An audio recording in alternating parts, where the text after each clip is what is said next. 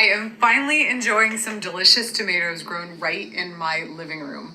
I wanted to give you guys an update on how my micro dwarf peppers and tomatoes are doing that I'm growing under the OPTIC LED Gmax 150 grow light. Now, if you recall, OPTIC LED sent me this new light and wanted me to try it out with growing vegetables indoors.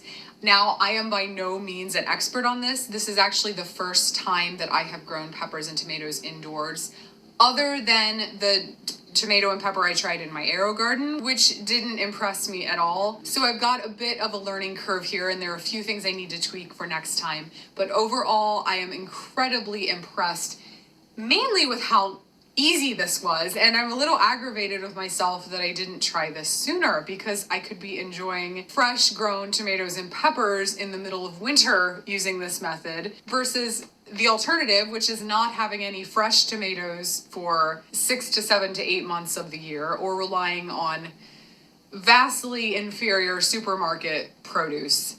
So let's take a look at the specific varieties I've got here. This first one is Tasty Bites Yellow. There is a red and an orange in this series as well. But you can see just how healthy that plant is, how very productive for such a small plant. And this is a little snack sweet pepper. So that's about all the bigger those fruit will get, but they will turn bright gold when they are ripe. I've also got fajita, which is a hot pepper. And these ripen from green to red. You can see some of them starting to ripen here. And again, this plant struggled a little more than the Tasty Bites, but I got some good sized fruit on there. And these do have a nice spice to them. And then I've got all my tomatoes. So this first one is a variety called Siam. And I actually missed these by about a week. We were gone for a week, and these really were at peak ripe during the time we were gone. So you can see the plants are kind of starting to go downhill at this point, but there's still a lot of nice ripe fruit on there. These have done really well under this grow light, and you can see just, again, like how compact and productive these plants are. Now, if you saw my arrow garden results video where I got to taste my first hydroponic tomato, you know that I was less than thrilled about those results.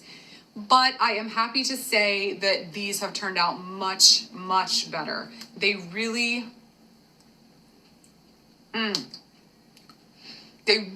have some high bricks. Very impressively sweet, good flavor. My only complaint is that texture is just a tad mushy or mealy.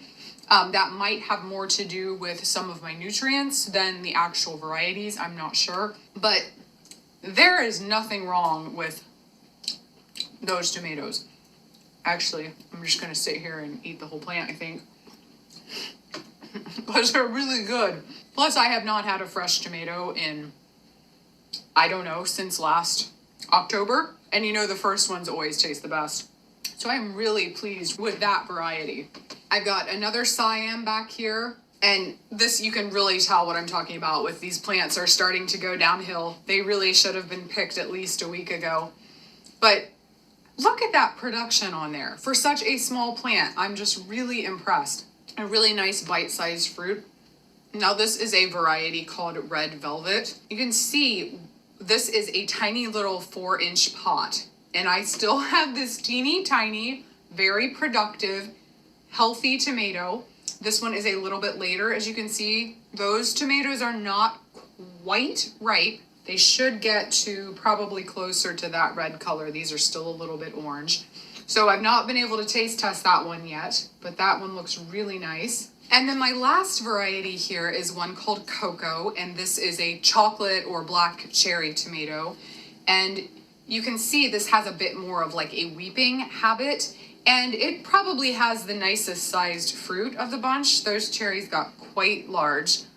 The sugars aren't quite as high as they are on the Siam, but still a really nice flavor, a little bit more complex. And again, you can see how nice and healthy that plant is. And you may notice on this one that the fruit set is not quite as nice. That is because I did something really stupid and took advice from the internet. Someone told me that I could just put a fan on my plants and it would be enough to pollinate them. Well, it was not. This one sat a little bit lower, and so it was getting blocked by the other plants. And so you can see all these skips here. These are places where it sat blossoms, but those did not get pollinated, so I have no fruit there. So I would have been better off just hand pollinating like I did with my AeroGarden tomatoes with a little paintbrush. But lesson learned, I will do that next time. And then my very last plant, I had not planned on putting this under the OPTIC LED light, but this was a lettuce leaf basil that I actually had in my AeroGarden. It was outgrowing the AeroGarden and crowding out all the other herbs. So I transplanted this, pod and all, into this pot, stuck it under the light, and it has done much, much better under the Gmax light than it was doing in my AeroGarden kit. So now I have fresh tomatoes and basil a month before I will have any tomatoes out of the garden, which is pretty cool. And if you're interested in more of the specs on this light, I will link the first video in this series up above so you can check that out as well. So overall, I have been really, really impressed with both this grow light and these varieties. And I'm very excited to continue doing some indoor growing experimentation with the OPTIC LED Gmax 150 grow light. I've got quite a few winter projects planned. I've been watching CB's Greenhouse and Gardens, and he does a lot of hydroponic growing indoors, and I'm very excited to try some of his do-it-yourself hydroponic setups, especially for lettuce, because that's one thing that I really miss in the middle of winter. And I think this light will be perfect for doing that. So stay tuned for more veggie growing experiments under the OPTIC LED light. Thanks for watching, and I'll see you next time.